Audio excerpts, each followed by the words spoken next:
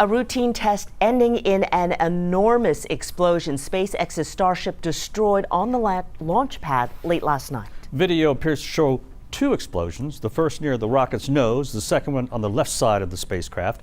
The fire was seen for miles. Cell phone video from Brownsville, which is about 20 miles away, shows the fireball in the sky. SpaceX says the Starship experienced a, quote, major anomaly. After the explosion, SpaceX CEO Elon Musk had a three-word response, simply saying, just a scratch. SpaceX was planning to launch the Starship at the end of the month in what would have been the rocket's 10th test flight.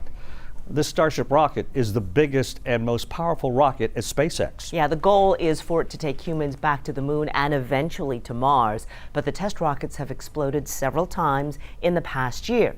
Just last month, once the Starship was in orbit, a side hatch jammed and failed to deploy test satellites.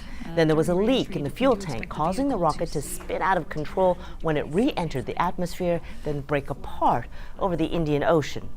In March, the rocket spun out of control and exploded about 9 minutes after launch. People saw that debris fall from the sky, which likely ended up at the bottom of the ocean. And in January of this year, the spacecraft separated from the booster. The booster got back to the launch pad, so that part, big success.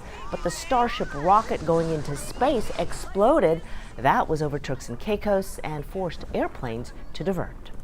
A lot at stake with the rocket. NASA has ordered 2 of these Starships to land astronauts on the moon later this decade. Now, setbacks are a part of the process, but analysts say the string of failures is concerning.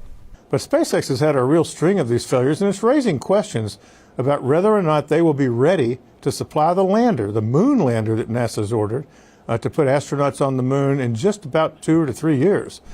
Well, right now, we don't know exactly what caused the explosion, and there's still no indication on what's next for the Starship program.